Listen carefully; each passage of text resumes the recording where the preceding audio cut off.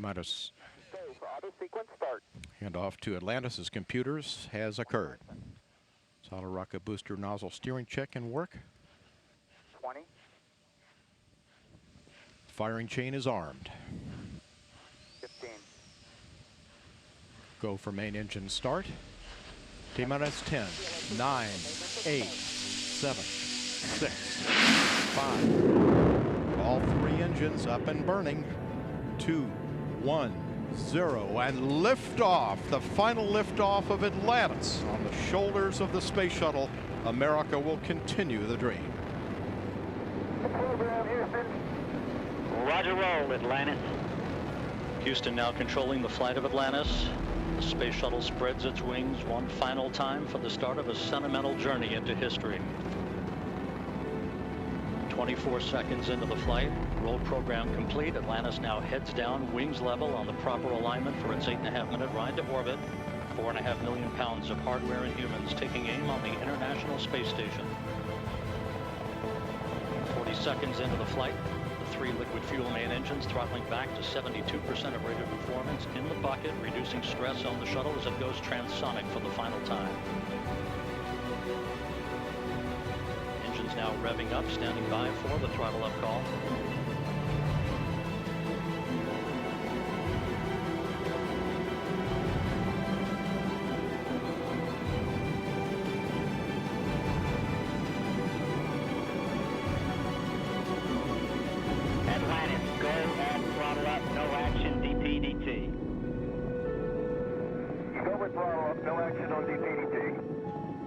From Capcom Barry Wilmore, a transducer, instrumentation only, no action required.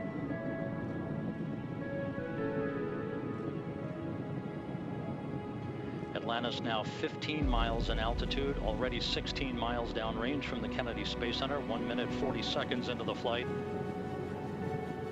Atlantis flexing its muscles one final time. Atlantis traveling almost 2,600 miles an hour, 21 miles in altitude, 24 miles downrange, standing by for solid rocket booster separation.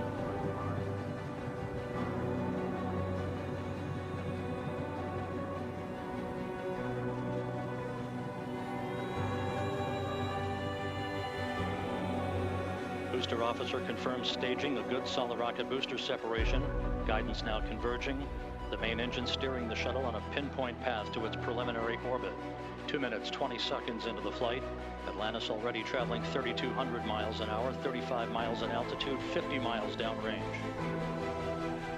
The propulsion officer reports the orbital maneuvering system engines have ignited.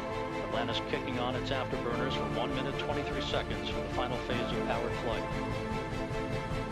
Atlantis, 2 engine down. 2 engine down. And call from Capcom. But in the event of contingency, you're in plane plus 230 on the ecal page. No com VIs when you're ready to copy. Okay, in plane plus 230, go ahead. Plus to ATO, 10.8. Plus to MECO, 14.7. Plus ATO, 10.8, plus MECO, 14.7. Have to get right back in line. Because of the slightly late launch time, Capcom Barry Wilmore reading up to pilot Doug Hurley the updated abort boundaries for Atlantis, which is flying on the singular power of its 3 liquid fuel main engines, draining a half a ton of fuel per second from the shuttle's large fuel tank. 3.5 minutes into the flight, Atlantis traveling 4,200 miles an hour, 54 miles in altitude, already 120 miles downrange from the Kennedy Space Center. 3 good main engines, 3 good auxiliary power units, 3 good fuel cells for Atlantis.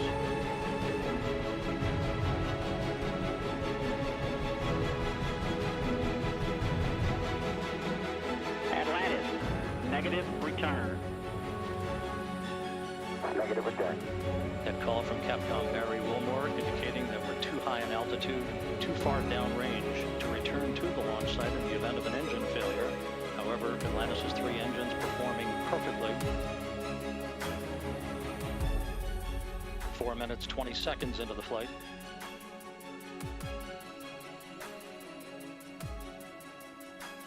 Atlantis currently traveling 5,500 miles an hour, 62 miles in altitude, almost 200 miles downrange. 4 minutes of powered flight remaining. Atlantis speeding straight as an arrow toward its date with the International Space Station Sunday morning.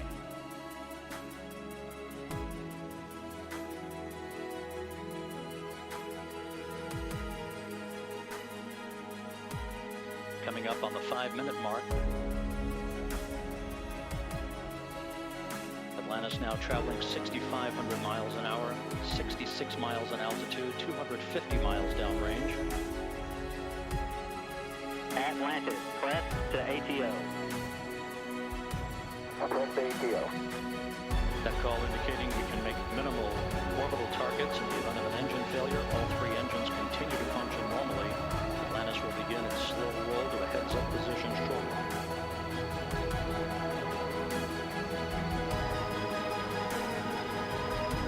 5.5 minutes into the flight.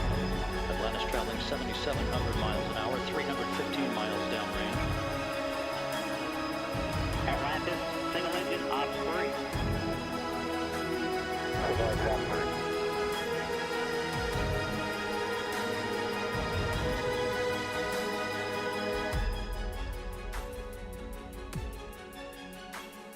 And the guidance officer here in Mission Control confirms that the computers are commanding the main engines to swivel. Zaragoza, 104. Single engine Zaragoza 104. We've rolled to a heads-up position now, providing better communications to the tracking and data relay satellite system as Atlantis heads uphill. 6 minutes, 20 seconds into the flight. Atlantis, press to MECO. Press to MECO. That call indicates that we can make our normal orbital cutoff targets in the event of an engine failure. However, all 3 main engines continue to function normally. Fergie, go to plus X, go to pitch. Down the shutdown plan, go for the plus X, go for the pitch. That call indicating that we will be in good shape for the orientation of Atlantis for external tank photography following main engine cutoff. Now 7 minutes into the flight.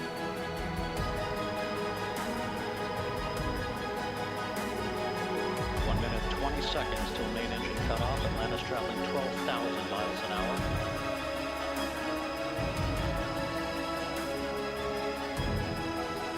Main engines will soon be throttling down once again to limit the stress on the shuttle and its 4 crew members to that of 3 times the effective gravity. Atlantis currently traveling at a speed of more than 4 miles a second. 1 minute of powered flight remaining for Atlantis.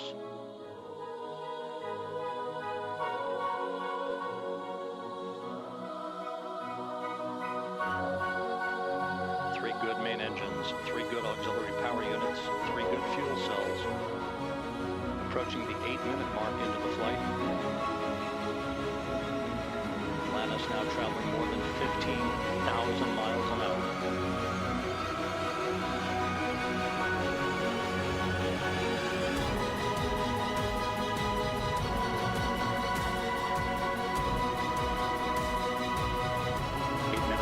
Seconds into the flight, standing by for main engine cutoff. That will be followed a few seconds later by the separation of the external fuel tank.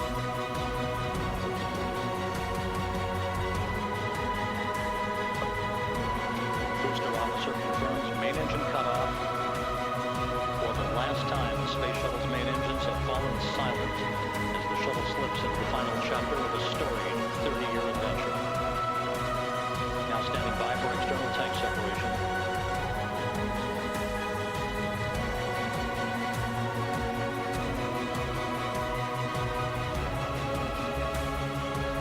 Off the tank. Commander Chris Ferguson will be maneuvering Atlantis now into an orientation to enable sending magnets to capture digital still imagery of the external fuel tank as it drifts away. Is not required. Your preliminary home to TIG, 37 minutes. 37 minutes, no home required.